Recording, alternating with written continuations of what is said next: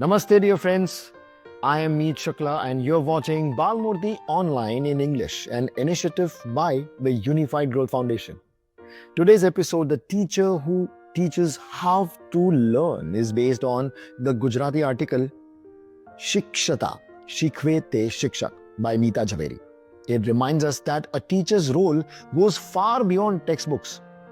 It is about empathy, creativity, and patience. The true teacher doesn't just deliver knowledge, but guides children to discover, question, and learn how to learn. As you watch, think about the teachers who left that kind of impact in your life. Let's have a look.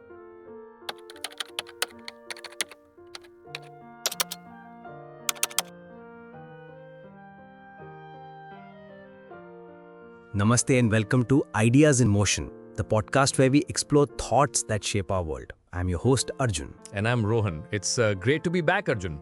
On my way to the studio today, I found myself thinking about my old school art teacher, Mr. Verma. Oh yeah? What about him? He wasn't just about teaching us to, draw a perfect circle or shade a cube correctly. He taught us how to see, how to find the art in everything around us. It was a completely different way of learning. That's a fantastic memory and honestly is the perfect entry into our topic today. Oh yeah? Yeah, I shared an article with you that I think you'll agree it captures that exact spirit. Okay. It's titled, The Teacher Who Teaches How to Learn. Ah yes, the one by Mita Zaveri. Yeah.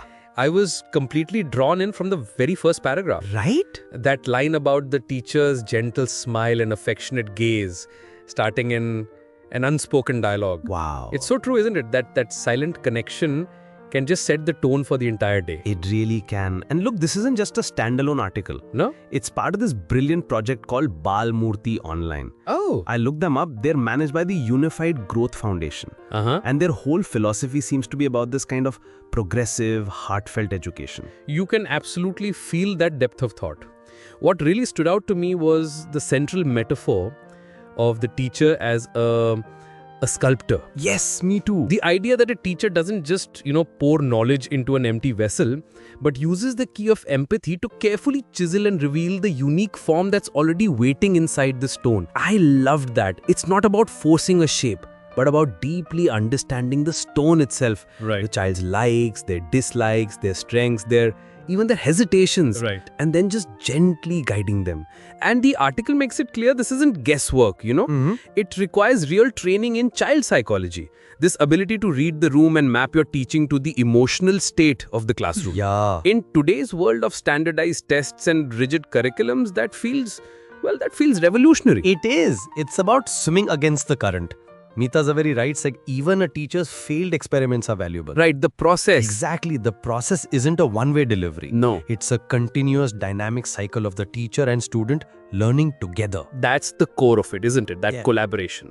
It reminds me of the two methods for fostering creativity that the article mentions. Right. So the first is giving a clear, defined project. And the second is just providing a pile of raw materials and letting the child's imagination completely take over. What's your take on that, Rohan? I think both are crucial, actually. Okay. The first method builds confidence, the ability to execute a plan. Sure. But the second one, that's where the true magic happens. Yeah. That's the blank canvas. It's where a child learns not just to make something, but to think, to plan, to innovate from scratch. And to ask questions.